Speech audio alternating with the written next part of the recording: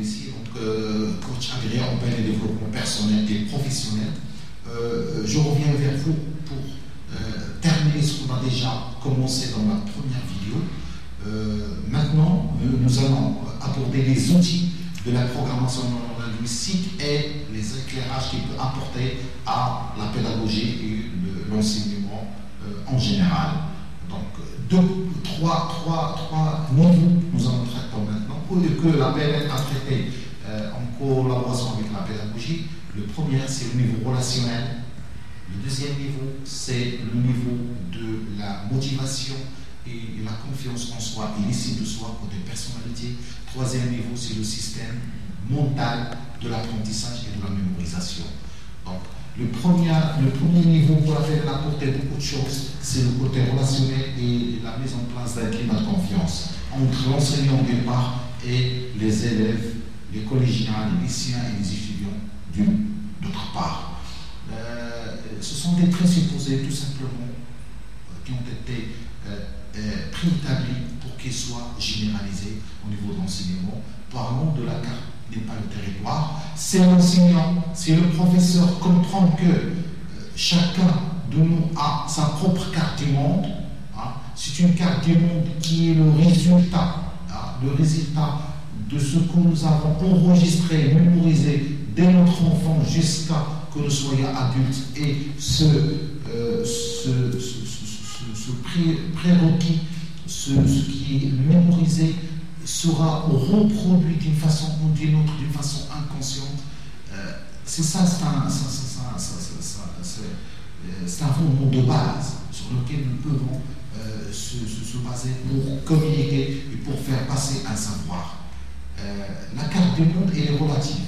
C'est une expérience subjective de l'individu. Et lorsque je suis devant des élèves, je dois comprendre que je suis en train de participer à la construction de cette carte du monde, et je dois être quelqu'un de conscient, de responsable en tant qu'enseignant pour produire, participer à la construction d'une carte qui est valable, une carte du monde qui est presque proche de la réalité, une carte du monde qui contient des éléments qui participent au fondement d'un savoir-être d'une personne responsable, d'une personne qui prend le challenge.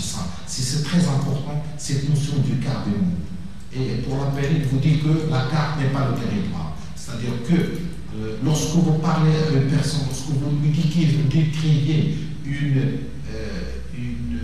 une carte, un territoire d'une ville par exemple, c'est pas s'il vit, s'il expérimente cette vie en elle-même.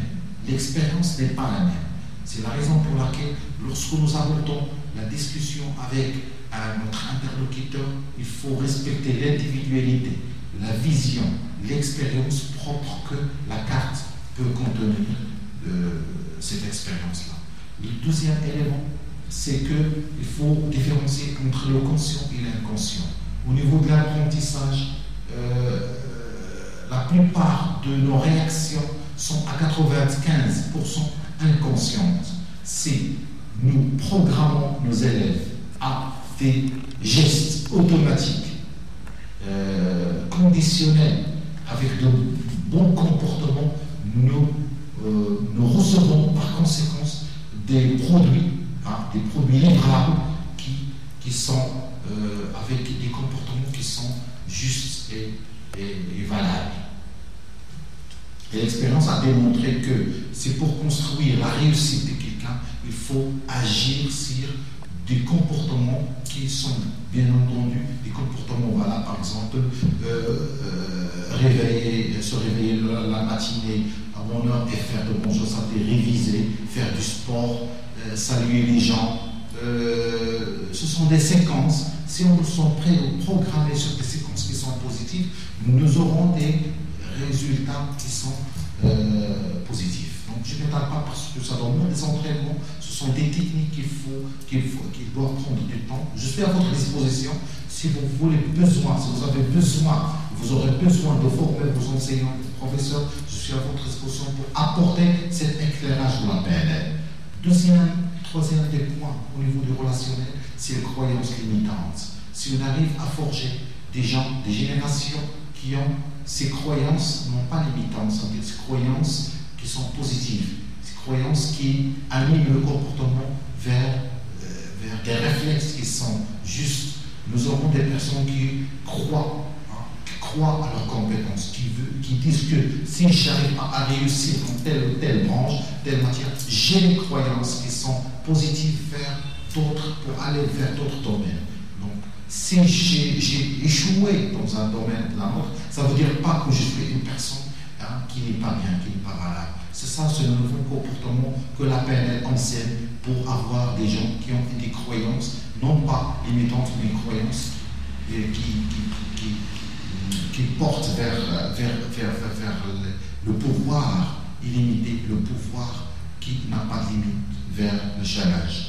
Le recadrage, c'est très important parmi les techniques de la PNL. C'est par exemple un élève, un étudiant qui n'a pas eu des choses qui n'ont pas à la hauteur, il faut savoir, il faut que l'enseignant, le professeur, savoir recadrer, ça veut dire donner une autre explication, une autre signification au mental, pour que la personne agisse d'une autre façon. C'est-à-dire qu'il faut recadrer la notion d'échec chez les personnes pour avoir une génération qui croit à l'avenir, qui croit à la réussite. C'est ça, en grosso modo, parmi d'autres quelques techniques appliquées, de la PNL appliquées au système pédagogique. Donc, je vous remercie encore une fois pour votre attention et je vous donne rendez-vous à la troisième vidéo dans laquelle on va voir d'autres techniques. Et bien sûr, le champ est ouvert, la discussion est ouverte. Je suis à votre disposition pour discuter des outils de la PNL appliqués à la